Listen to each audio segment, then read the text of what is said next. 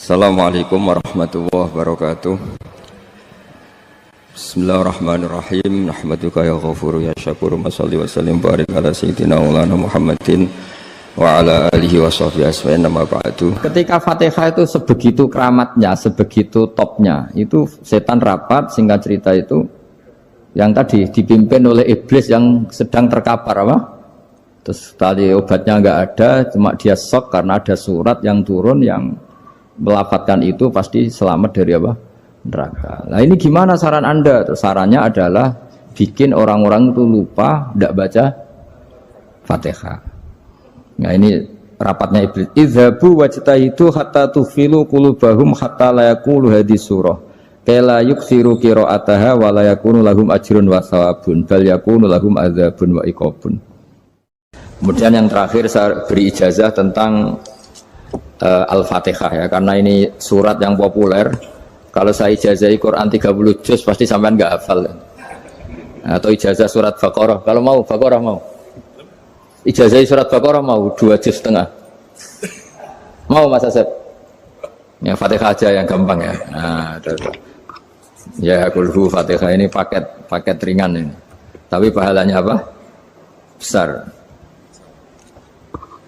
Ini beda ya, artinya selama ini mungkin Anda baca tapi monoton ya. Tapi ini saya bacakan teks aslinya tentang istilahnya itu mazaya itu kelebihannya Fatihah. Saya baca Arabnya dulu, nanti ini terakhir ya, ijazah tadi kan saran-saran umum tentang sosial. Ya, pokoknya jadikan kebaikan itu punya nilai sosial yang baik lah. Jadi nanti orang yang nggak amanah nggak laku, ya calon bupati, gubernur, presiden yang nggak amanah juga nggak laku. Begitu juga kiai yang tidak amanah juga nggak laku, suami yang nggak amanah juga nggak laku, istri yang nggak amanah juga. Sehingga kebaikan itu jadi nilai sosial yang dalam tanda kutip sudah keniscayaan. Yang diinginkan Allah itu seperti itu, bukan kebaikan yang dipaksakan karena kekuatan negara. Maksudnya kalau bisa kebaikan itu tidak usah dipaksakan. Memang satu apa ya, sudah satu kebutuhan. Kayak cerita-cerita di negara maju itu, bahkan apapun jatuh itu nggak ada yang ngambil apa itu. Makanya gambarannya Mekah Medina kan gitu kan, barang jatuh nggak ada yang berani apa ngambil itu, saking sudah jadi sistem. Nah, sehingga banyak negara di Eropa itu yang sampai nggak punya tentara, nggak punya polisi karena kebaikan itu sudah. Nah kita kan masih capek, polisinya aja capek, apalagi masyarakatnya, karena ya apa ya, kebaikan itu belum jadi nilai apa bersama. Nah kita selain ditopang negara, ada polisi, ada tentara, itu kita usahakan kebaikan itu jadi nilai apa bersama. Ya, tadi wa'tamiru bainakum bima'ruf. Dan kita punya reputasi yang bagus dalam bab ini. Saya masih ingat kecil saya itu yang jilbaban hanya keluarga kiai. Sekarang rata-rata masyarakat itu jilbaban.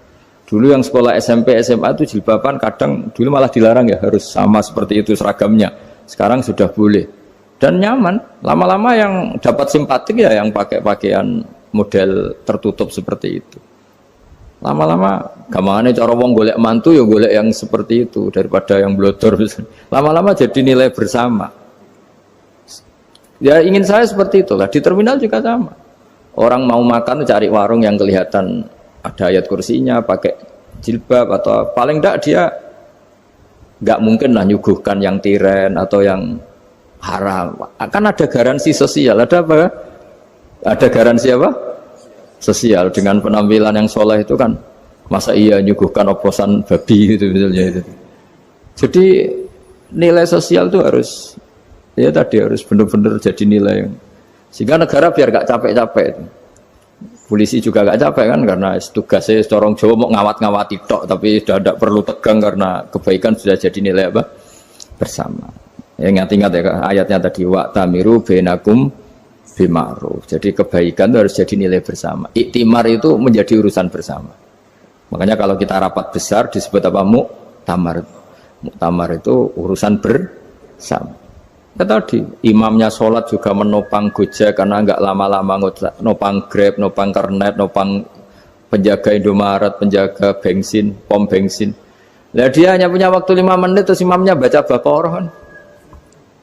Iya imamnya mursyid, mungkin dia tambah lama tambah dapat aplaus dari muhibbinnya, tapi makmumnya dia tambah lama tambah dapat penghormatan dari pecintanya, tapi kitanya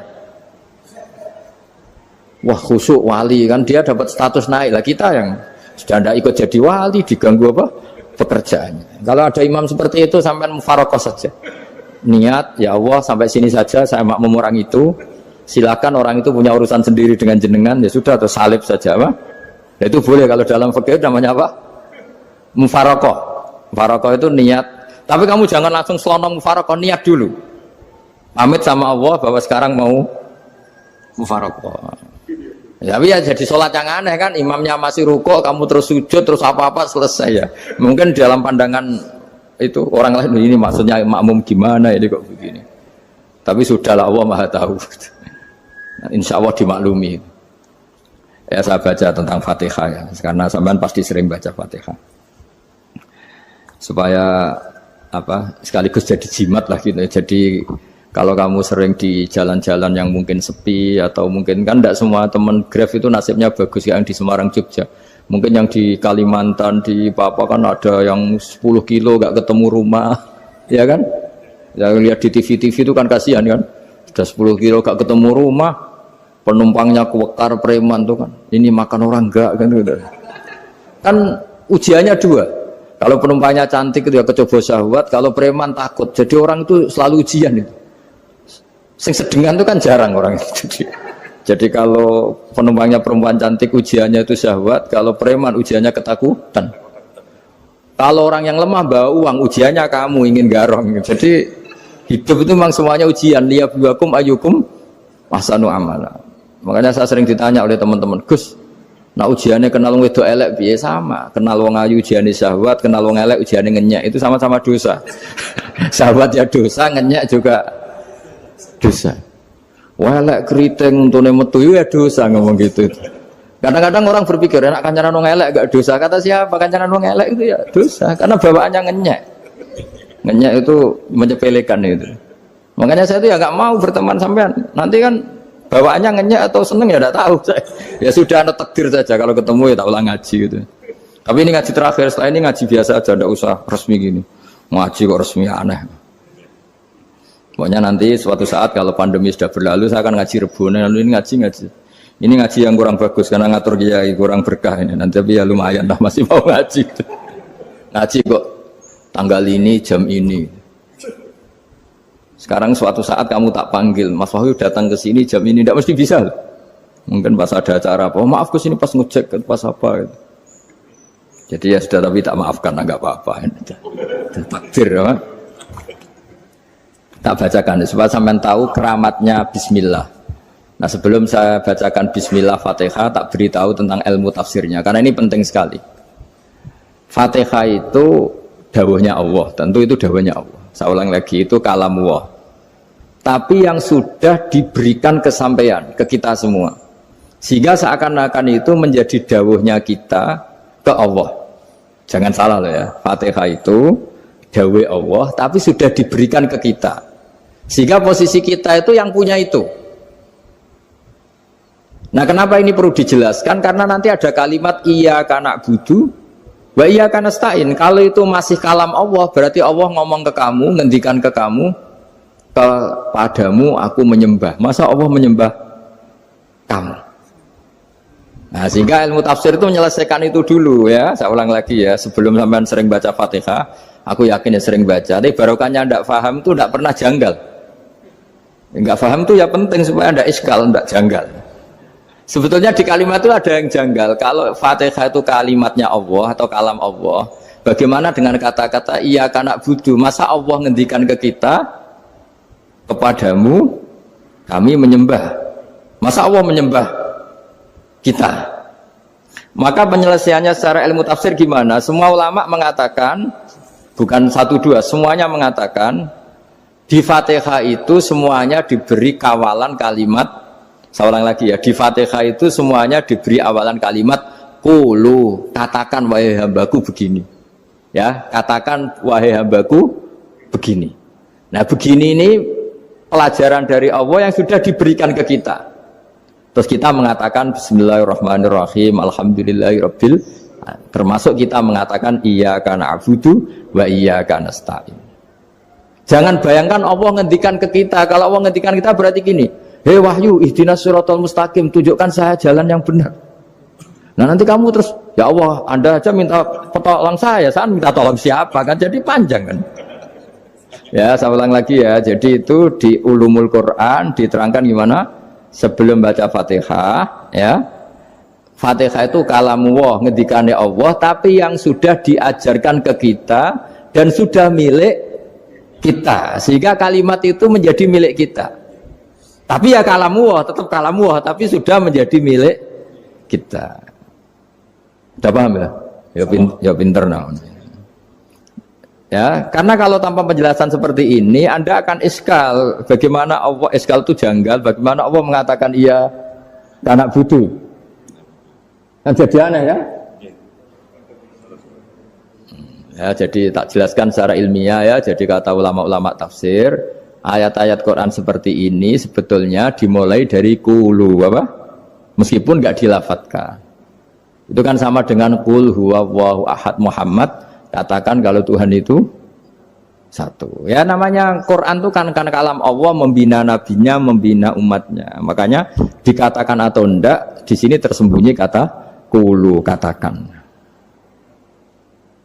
Ya. Jadi ya ibarat apa itu? Kamu ngajari anak kamu lah. Panggil jenengan bapak kula. Itu maksudnya anak itu, kalimat itu kalimat kamu, tapi kamu ajarkan ke anak kamu. Terus anak kamu bilang, Pak jenengan bapak kulo. Nah, ketika kamu mengatakan jenengan, bukan kamu mengatakan jenengan anakku, berarti anakmu itu bapakmu, kan lucu kan? Anak kamu ajari jenengan bapak kulo, kamu engkau bapak saya. Terus anak kamu mengulang jenengan atau kamu bapak saya. Berarti itu kalimat yang kamu ajarkan, tapi sekarang sudah milik anak kamu. Kalau itu kalimat kamu kan lucu, masa anak kamu bilang bapak. Nah itu seperti itu. Jadi ulama memberi solusi atau jawaban iyyaka na'budu wa iya, itu sebelumnya ada kata-kata qulu, katakan wahai hambaku, hubungan kamu dengan saya adalah katakan iyyaka na'budu wa iyyaka nasta'in. Terus hubungan kamu dengan saya katakan juga dalam doamu ihdinas siratal mustaqim. Jelas ya, jadi itu kalam Allah yang sudah milik kita karena diajarkan Allah untuk kita. Dong ya? Ya sudah dong ya, gak jelas gak. Tapi bagus, gak jelas itu bagus. Kalau kamu jelas gak jadi digrab, jadi gubernur. Min azimi fadliha kasratu asma'iha wa fadail ukhra. Ini cerita dramatisnya surat Al-Fatihah. Qala Abu Hurairah radhiyallahu anhu inna iblisa ranna khina unsitat Al-Fatihah. Jadi iblis itu begitu kesakitan. Ini kitab Abu Abul Farad karangannya Syed Muhammad Alawi, juga kutipan dari beberapa kitab. Yang jelas beliau sendiri juga ngutip dari beberapa riwayat di beberapa hadis. Halaman 123. Ketika Fatihah turun itu iblis kesakitan. Kayak orang sakit gigi lah, tersiksa sisanya karena turunnya surat apa? Al-Fatihah. Artinya kalau Anda baca Fatihah dijiwai, maka Anda melemahkan setan, melemahkan iblis. Wa qala Mujahid, khina unzilat Fatihatul kitab ronna fastama indahu asyayatin. Jadi ketika Fatihah itu turun, iblis itu terkapar lah kira-kira. Sampai dijenguk banyak setan. Jadi kemana di ICU lah kira-kira gitu kalau sekarang itu. Entah Covid entah enggak tahu, pokoknya di ICU sampai dijenguk banyak setan. Enggak tahu bawa apa enggak tahu, pokoknya dijenguk banyak setan. Ono yang nyangoni karena ini apa? Ketuanya apa? Pingsan, sakit. Jadi iblis itu sakit sampai dijenguk anak buahnya setan-setan. Ya, semoga kalian semua tidak kenal setan. Kalau kenal berarti teman, apa? Wa qalu misla dzalik. Wa qala lahum laisa mimma taquluna syai'un walakin unzilat suratun laisa ajruqa ilya illa an harramallahu alaihi nar jahannam. Saya ini bukan sakit fisik kata iblis. Kamu tidak usah jenguk saya, datangkan dokter terbaik, tidak usah. Saya ini tidak sakit fisik. Saya ini sakit karena ada surat yang diturunkan, yang pahala yang melafatkan surat itu pasti selamat dari neraka. Padahal misi terbesar saya ini supaya manusia masuk neraka. Sekarang punya tamengnya. Wah pusing kan? Ya seperti orang lah goda sampean ternyata sampean setia itu kan pusing. Nah ternyata tidak setia itu yang akhirnya ribet kan itu. Jadi iblis itu cita-cita terbesarnya kan semua orang itu masuk neraka. Nah sekarang turun satu surat yang gara-gara surat itu siapapun yang baca dijamin selamat dari neraka. Jadi walakin unzilat suratun laisa ajru qailiha illa an harramallahu alaihi nar jahannam. Karena jadi dia shock lah kalau orang di Jawa itu bilang shock. Aduh sial nasib saya ini umat nggak bisa saya goda lagi karena punya tamengnya tadi punya. Qad batala kaidukum wa makrukum. Rekayasa kalian sekarang itu tidak ada gunanya semua. Nah, ini alhamdulillah di Indonesia kelihatan kan banyak yang miskin, banyak yang susah. Tapi selagi mereka masih sholat, tuh keinginan mencari halal itu masih tinggi. Kayak apa kita di tengah kota, jauh dari anak istri, jauh dari tetangga. Biasanya kalau orang jauh dari anak istri, tetangga kan sakar PDW. Tapi yang soleh masih banyak, sudah jauh dari keluarga tetap lurus. Loh kalau yang dekat lurus kan wajar, konangan wong akeh kan. Ini sudah jauh masih lurus. Nah ini nggak lepas dari barokahnya surat apa? Surat Fatihah tadi. Jadi karena ada surat yang menjamin pelafalnya atau qailiha terbebas dari api neraka. Wa qalat as-sayatinu lahu is ayyusai'in ta'muruna ya maulana. Faqala lahum idhabu wajtahidu hatta tukhfilu qulubahum hatta la yaqulu hadhihi surah. Lalu kita gimana? Jari para setan gitu. Lalu kita gimana? Terus kata iblis, sudah bikin mereka lupa sehingga tidak baca lagi. Selagi masih baca kita pasti keok. Jadi kalau sampean sudah jarang baca Fatihah itu berarti sudah bagian dari kemenangan apa? Iblis. Jadi kalau sampean sudah jarang baca Fatihah itu berarti bagian dari kekalahan Anda, kemenangan iblis. Masih sering baca? Berapa kali? Terus apa lagi?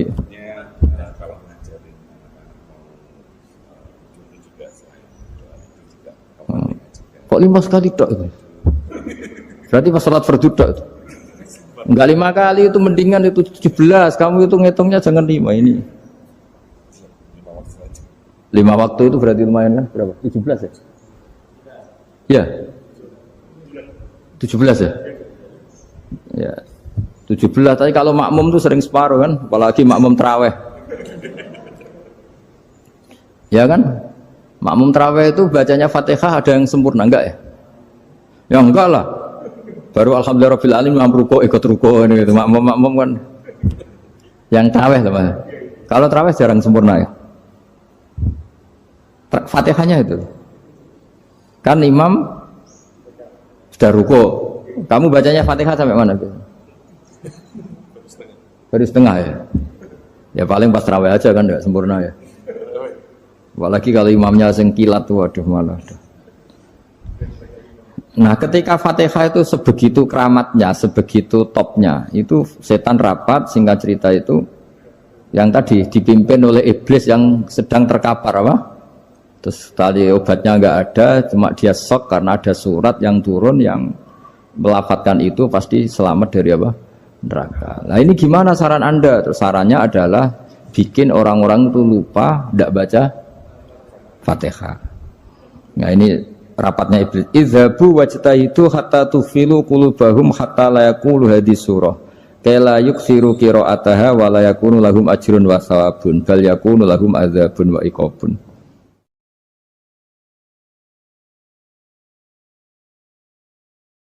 Jadi saya mohon selama ini Anda sudah baca, tapi mungkin hanya rutin saja. Napa rutin? Saja. Jadi barokahnya ngaji ini kamu punya kekuatan atau punya semangat membaca karena ini surat yang luar biasa. Ibarat gini, kalau sampean tanya, saya juga sering mikir, masa Gus hanya surat kok punya kekuatan seperti itu? Di dunia ini kata Allah, mulai Nabi Adam sampai kiamat, nggak ada yang bisa menandingi kekuatan kalimah. Kalimah itu kata-kata. Nggak ada yang bisa menandingi kata-kata. Misalnya Anda nge-grab, berangkat istri cuek, berangkat cuek. Itu beda dengan ketika meskipun satu kalimat. Wes Pak, muga-muga dilindungi pangeran, mugi-mugi jenengan selamat. Itu menjadi teduh dan semangatnya luar biasa karena kayak mendapat support. Jadi kira-kira kalimat itu hubungannya kita dengan Allah, Fatihah itu seperti itu. Kamu melafadzkan satu kata-kata yang dibenarkan langit bumi, dibenarkan aras, dibenarkan malaikat, dibenarkan semua penghuni di dunia ini. Sehingga itu efeknya luar biasa. Itu seperti gini ya, kamu cerai sama istri, terus nikah lagi katut babon. 10 tahun anak kamu dididik, ibunya benci kamu. Dan memang Anda layak dibenci. Dididik. Dan sampai nggak pernah manggil kamu Pak. Suatu saat, kamu tentu rindu kan, ingin dipanggil Bapak oleh anak kamu. Suatu saat anak ini manggil kamu Pak E. Wah itu senengnya bukan main. Hanya sebuah kata-kata. Makanya kadang-kadang orang itu tanya sama kiai, ijazah lafadz ini gunanya apa sih? Itu ijazah-ijazah itu untaian kata-kata. Yang kata-kata ini dibenarkan langit dan bumi dan aras dan para malaikat, sehingga efeknya itu luar. Nah ibarat seperti itulah, kamu melafadzkan Fatihah itu melafadzkan kata-kata yang dibenarkan Allah dan Rasul dan semua malaikat, semua penghuni langit. Maka ini efeknya pasti luar. Nah di sini lah orang-orang dulu tuh tahu keramatnya itu, sehingga ketika melawan Belanda, melawan Jepang dulu itu kalimat-kalimat itu menjadi mantra yang luar biasa. Doa lah, doa yang luar biasa. Tapi di era modern karena orang sudah tidak ngerti itu, dianggap itu mantra, jimat, khurafat, bid'ah, waduh ribet menemal. Sebetulnya tidak seperti itu. Memang kata-kata ini kekuatannya luar biasa. Sama kesakitan hati kamu juga karena itu. Ngojek wangilan. Lha Pak di bojo kok kowe gagah tok kere. Wah, iku seling terus mesti. Padahal kalimat itu kan tidak melukai secara fisik, tapi apa kerjanya sesuk saras-sarasen. Karena terus dengan pengadilan seperti itu kan, ngapain kerja demi perempuan yang seperti ini?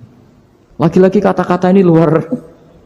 Nah bayangkan kalau kata-kata itu adalah kalimat yang diajarkan Allah lewat Rasulnya, lewat malaikat Jibril. Kayak apa kekuatannya? Nah kira-kira Fatihah itu gitu. Kalimat yang baik, kalimatan thayyibah diajarkan oleh Allah dan Rasul, kayak apa kira-kira kekuatannya? Pasti luar biasa. Wong support yang dikatakan istri kita, anak kita aja luar biasa, apalagi ini support yang diajarkan Allah dan Rasul. Ya makanya saya mohon kalau baca Fatihah, baca kalimat-kalimat thayyibah ketika sholat itu dijiwai. Ya misalnya Rabbana lakal hamdu mil'us samawati wa mil'ul ardi wa mil'u ma syi'ta min syai'im. Engkau zat yang layak dipuji, dan pujian ini memenuhi langit dan bumi. Karena kita tahu nggak ada sejengkal di alam raya ini kecuali di situ ada rahmat Allah. Misalnya kamu bisa lewat sampai rumah saya, kamu mungkin anggap biasa saja. Coba kalau ngalami likuifaksi, tahu-tahu bumi ini ambles, bisa ngelewati yang likuifaksi itu luar. Tanyakan orang pernah ngalami likuifaksi di Sulawesi, itu melihat bumi bisa diinjak gak ambles itu, wah luar. Nah, sampean nggak ngalami itu sehingga lewat bumi ya biasa aja. Coba kalau ngalami seperti tidur, ya biasa aja. Coba kalau ada gempa, bahwa bumi tenang ini sudah nikmat yang luar biasa. Masa kamu ngakui nikmat nunggu digituin? Ya kan? Nah, makanya baca Fatihah dijiwai lah, bahwa ini kalimat yang luar biasa. Nah, saya teruskan ya. Warwa Muslimun fi sahihihi an Ibnu Abbas radhiyallahu anhuma annahu qala bainama Jibril alaihi salam qaidun dan Nabi itsami anaqidan min fawqi farafa'a ra'sahu faqala hadza babun minas sama futihal yawma lam yuftaqadhu ilal yaum fanazala minhu malakun faqala hadza malakun nazza ilal ardi wa lam yanzil qattu ilal yauma fasallim waqal absyir binuraini qad uti tahuma lam yu'tahuma nabiyyun qablak Fatihatul kitab wa khawatimu suratil Baqarah. Jadi suatu saat Jibril ini jagongan kira-kira gitu sama Rasulullah. Tahu-tahu langit itu gemuruh. Langit gemuruh kata Jibril, terus semuanya ngangkat kepala ke langit. Ini pintu langit baru ini dibuka, yang sebelumnya tidak pernah dibuka seperti ini. Turunlah malaikat, yang malaikat ini pun malaikat spesial, yang nggak malaikat murahan lah kira-kira gitu, yang nggak pernah turun ke bumi kecuali juga saat itu, dengan penyambutan yang luar biasa, dengan semuanya tidak pernah terjadi, hanya karena surat Fatihah. Jadi ini surat yang luar biasa, pengawalannya lewat malaikat yang spesial, nggak pernah turun di bumi kecuali saat itu, penyambutannya juga nggak pernah seperti itu, baru seperti itu. Jadi semuanya itu spesial. Nah, kenapa ini spesial? Karena di situ ada isi puja-puji kepada Allah Subhanahu wa ta'ala. Ada ikrar kita, alhamdulillah rabbil alamin, ar-rahmanir rahim. Ikrar ini penting. Kalau contoh paling gampang gitulah. Kamu punya istri selama ini cerewet terus. Suatu saat ngomong, "Pak, tak angen-angen ra ono wong lanang koyo sampeyan." Itu langsung ndak ada lelaki sebaik engkau. Itu sampean senengnya Masya Allah. Karena ada ikrar dari seorang istri ke kamu. Nah, bayangkan kalau ikrar kita sebagai hamba diakui oleh Allah Subhanahu, maka ikrar ini akan dicatat sebagai kebaikan kita yang kita panen nanti di akhirat. Karena ada ikrar. Kita ikrar bahwa alhamdulillah rabbil alamin, kita ikrar ar-rahmanir rahim, kita ikrar maliki yaumiddin, kita ikrar iyyaka na'budu wa iyyaka nasta'in. Sampean misalnya jadi orang Indonesia, ketemu orang Indonesia yang makmur di Jerman, terus lupa Indonesia. Kamu orang Indonesia? Enggak, saya enggak orang Indonesia. Mangkel gak kira-kira? Mangkel. Karena salah ikrar kan gitu. Ya, jadi saya mohon jangan anggap kalimat itu hal yang biasa, tapi luar biasa. Nggih, ngoten mawon. Assalamualaikum warahmatullahi wabarakatuh.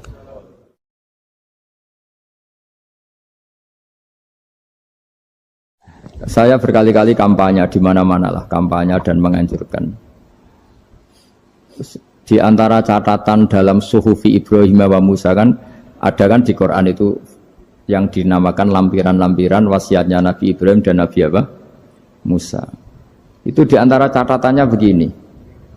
Orang yang punya akal itu adalah orang yang bisa menikmati sesuatu yang baik. Misalnya gini, contoh gampang gini. Kamu punya anak pertama atau punya anak yang masih kecil. Itu gendong tuh senangnya bukan main. Melihat anak sehat tuh senangnya bukan main. Mungkin saat itu banyak orang yang sedang maksiat dengan perempuan nakal atau dengan teman-teman nakalnya, yang nganggap seperti itu tidak nikmat. Tapi andaikan ini ditimbang ya ditimbang. Yang maksiat tulan, misalnya paling ukuran bahagianya itu 70%. Tapi yang ini, yang nimang anak baru lahir atau masih kecil, corong Jawa ngeloni anak, bisa saja bahagianya itu sampai 100%. Artinya selama ini kesalahan kita adalah nganggap maksiat itu pasti menyenangkan dan taat itu tidak menyenangkan. Makanya saya berkali-kali fatwa, untuk melawan kenikmatan maksiat, orang harus terbiasa menikmati taat, menikmati kebaikan. Jangan kira kita nimang istri nikmat, nimang anak nikmat, ketemu teman yang lama tidak ketemu juga nikmat. Artinya kita akan melewati berjam-jam untuk jagungan sama teman, sama anak, sama istri. Dan itu harus kamu nikmati supaya mengganti tidak berkebutuhan nikmat yang lewat jalur maksiat. Jadi saya mohon sarana-sarana yang menyenangkan itu, yang taat itu kita maksimalkan. Makanya bapak saya tuh sering pesen, kowe nak ngaji sing guyon, sing seneng. Nganti wong maksiat itu karena cari kesenangan. Coba kalau kesenangan itu sudah didapatkan saat taat, maka tidak butuh lagi kesenangan yang berbentuk maksiat. Makanya orang-orang wali dulu kalau sudah sholat itu gak bisa berhenti karena merasa nikmat. Makanya Nabi pernah ngendikan wa qurratu aini fi sholat, nyaman saya itu kalau sedang jono aku ahli makros. Akhirnya Quran wong rono umur dukun. Kepengen jabat, Kang, gawe khataman 1000 Kang, aku ben dadi pejabat. Nah, Quran akhirnya difungsikno kaya tabib. Sing jelas ahli Quran spesialis makhraj. Terus dalam kurung ikhlas sekali. Sing ngaji seneng, wis entuk ilmu gak kepikiran salam tempel. Barang ikhlas jebule bojone do minggat mergo ora entuk apa-apa. Wis disebut wal mukhlisun ala khotorin azim. Wong ikhlas itu dalam bahaya besar. Karena ya rawan takobal wa minna minkum takobal ya kan. Tapi apapun itu barokah ngaku-ngaku asal ora krana hadzun nafsi, ora krana nafsu. Mulane ketika ekonomi era Aziz Bisra tokoh Mesir, iku gonjang-ganjing. Nabi Yusuf menghentikan, "Ij'alni ala khazainil ard." Ya sudah, menteri pertahanan pangan saya. Inni hafizun alim. Karena saya menguasai ilmu itu dan saya terpercaya. Semua nabi memaklumkan diri, inni lakum nasihun amin. Ora oleh nabi ditakoki, napa jenengan saged mimpin kula? Ya insyaallah saged.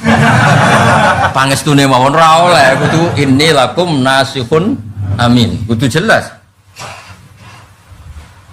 Malah sebagian nabi ya sanggrono wong salah paham yo. Aku wis ngomong alam akul lakum inni a'lamu minallah malah ta'ala. Urusan pangeran tak roh aku timbang kowe. Bang ini urusan sarah muslim roh aku timbang kowe. Kowe roh judule tok aku wis rasa isine. Malah ana sing ora regane piro. Terus takok ben ditakok bibet ben dianggap alim. Lah iku sing kebohongan publik. Ora alim kita wis kok bibet terus tamune tidak mlaku-mlaku. Sawangane kitab kabeh tau diwaca. Ya akeh kiai ngoten niku ya akeh. Ya saya penampilannya. Jadi semua orang baik iku kon maklumatno kebaikannya, tapi aja krana nuruti napa hawa. Ana kabeh kitab iku yo ngelem kitabe. Zakaria Al-Ansari angger ngarang muni wa takbiri bidzalik aula min takbiril asli. Karanganku luwih apik timbang kitab asline.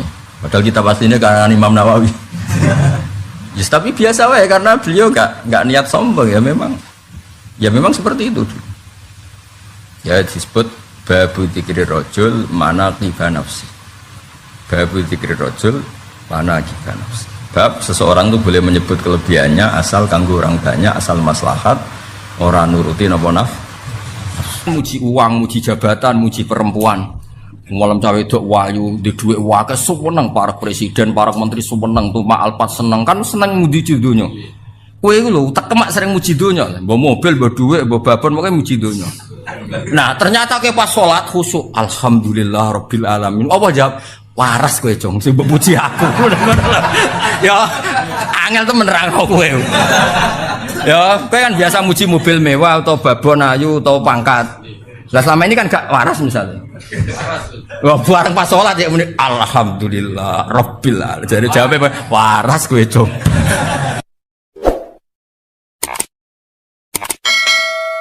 Wa hadatsana Ishaq bin Ibrahim Abdul Muhammad qala akhbarana Abdur Razzaq akhbarana Ma'mar an Zuhri bi hadzal isnad mislahu wa zaka fasaidan mongko sak mendhuwur.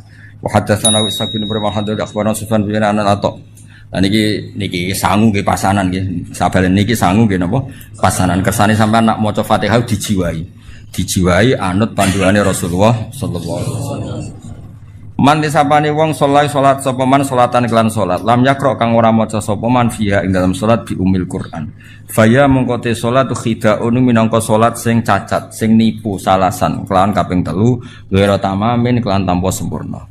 Faqila li Abi Hurairah innama nakunu waro al imam. Nah terus niki tak baleni malih.